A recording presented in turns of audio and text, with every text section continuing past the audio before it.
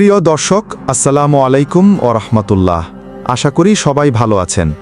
আপনাদের সবাইকে আন্তরিক শুভেচ্ছা ও স্বাগতম জানাচ্ছি RM মিডিয়া ফেসবুক পেজে।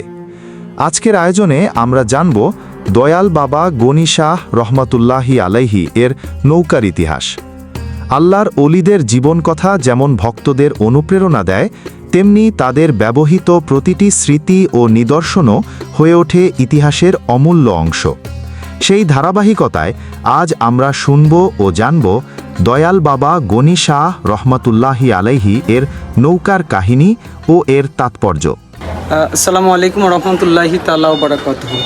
এই মুহূর্তে আমরা অবস্থান করছি ব্রাহ্মণবাড়িয়া জেলাধীন নবীনগর থানা আপনার থুল্লাকান্দি দয়াল বাবা হজরত গনি শাহ রহমতুল্লাহি আলাইহের পবিত্র মাজার শরীফে, এবং এটার পাশেই ওনার কিছু অলৌকিক জীবন দশায় যে জিনিসগুলো উনি ব্যবহার করতেন তার মাঝখানে অন্যতম হচ্ছে আপনারা দেখতে পাচ্ছেন একটা নৌকা।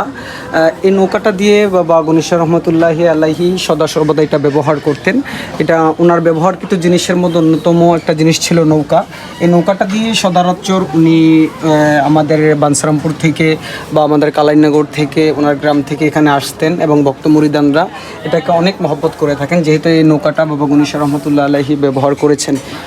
সবচাইতে বড় আশ্চর্যজনক বিষয় হচ্ছে যে ওনার এন্তেকালের এত বছর পরেও এই নৌকাটা ওনার ভক্তরা, ওনার আশিক যারা রয়েছেন, ওনারা স্মৃতি হিসাবে রেখে দিয়েছেন। এটাকে অনেক ভক্ত মুরিদান আশিকান আইসা এটাকে দেখে যে কীরকমভাবে ওনার এটা ব্যবহার করেছেন।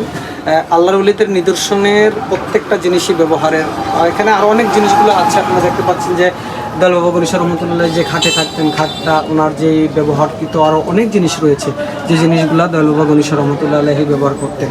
কিন্তু এই নৌকাটার মধ্যে সবচেয়ে গুরুত্বপূর্ণ বিষয় হচ্ছে যে এই নৌকাটা দিয়ে উনি যখন আরোহণ করতেন বা সদরাচর উনি এই নৌকাটা যখন ব্যবহার করতেন, ওই নৌকাটা ওঠার সময় ওনার ভক্ত আশেকানরা ইয়া গনিউ পড়তেন, যেন মুসিবতে পড়ার পরে ওনার ভক্তরা ইয়া গনিউ শব্দটা এমনভাবে উচ্চারণ করতেন যেন এই নৌকাটা না ডুবে। আসলেও দেখা গেছে যে দিন শেষে নৌকাটা ডুবে নাই। এটাই হচ্ছে আল্লাহর ওলিদের একটা কেরামত বা ওনাদের একটা কেরামতের বহিঃপ্রকাশ। এই নৌকাটা সম্পর্কে আমার এতটুকুই জানা ছিল, আপনাদেরকে জানিয়ে দিলাম। আসসালামু আলাইকুম।